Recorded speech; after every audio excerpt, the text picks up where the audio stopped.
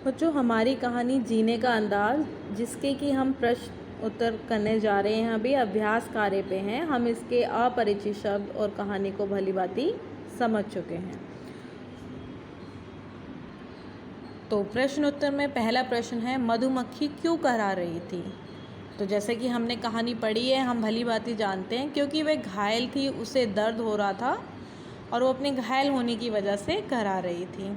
प्रश्न दूसरा है, मधुमक्खी तितली के जीने के अंदाज से खुश क्यों थी? क्योंकि तितली जानती थी वह 7 दिन बाद मर जाएगी, फिर भी वह इतना खुश रही, इसलिए मधुमक्खी को उसके जीने का ये अंदाज बहुत अच्छा लगा। तितली आशावादी थी, मस्त एवं संतुष्ट रहती।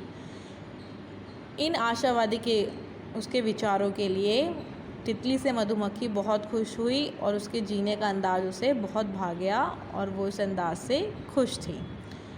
क्वेश्चन नंबर 3 है, आपने कितने कीट पतंग देखे, उनकी सूची बनाइए। देखिए, जो मैंने देखे हैं वो मैं बता सकती हूँ। मकड़ी, चींटी, मच्छर, मक्खी, कान खजूरा, कॉकरोच, तितली, टिड्डी, जुगनू जो रात में दिखते हैं, आप में से बहुत बच्चों ने देखे होंगे। इसके अलावा भी अगर आप कीट पतंग को जानते हैं तो आप लिख सकते हैं।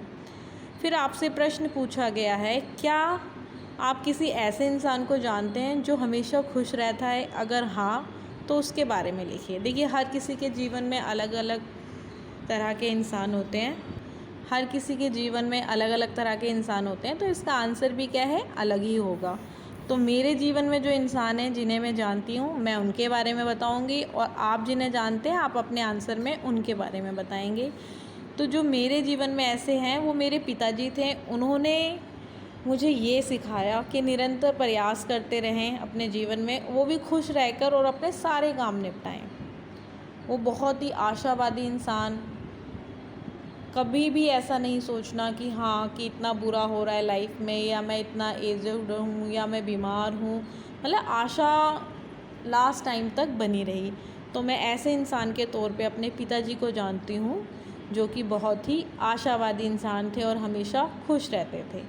तो ये मेरा एक्सपीरियंस था, ये मेरी जान पहचान थी कि मैं ऐसे इंसान को जानती थी, है ना।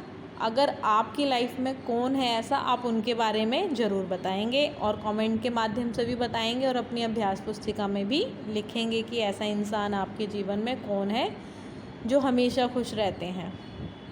उसके बाद पूछा गया, क्या आपने कभी किसी दोस्त की मदद की है? ये आपका प्रश्न नंबर 5 है, इसके बारे में बताइए। तो आपके अनुसार, आपके भाव के आधार पर ये आंसर है कि हाँ, मेरी एक दोस्त है जो अपना टेस्ट नहीं दे रही थी। उसे टेस्ट देखकर डर लग रहा था, क्योंकि उसको टेस्ट नहीं आ रहा था। तो किसी की टेस्ट में मदद करना, या कॉपी किताब में अगर कोई बच्चा बुक नहीं लाया है उसको बुक देना, पेन देना, किसी भी तरीके की किसी की सहायता करना, वो क्या है, उसकी मदद करना ही होता है। तो आप अपने दोस्त के साथ भी अपनी दोस्त की भी मदद कर सकते हैं। आपकी जो क्लासमेट है, कोई भी लड़की है, किसी को भी किसी चीज़ की ज़रूरत है तो आप उसकी मदद कर सकते हैं। आशा करती हूँ कि आपको जीने का अंदाज़ कहानी बहुत ही अच्छे से समझ आई होगी, और आप इस कहानी से सीख लेंगे, और आप भी अपने जीवन को इसी तरीके से, तितली के तरीके से, आशावादी तरीके से जिएंगे, शिकायतें कम करेंगे, कोशिशें और कर्तव्य अपने ज़्यादा निभाएंगे। धन्यवाद।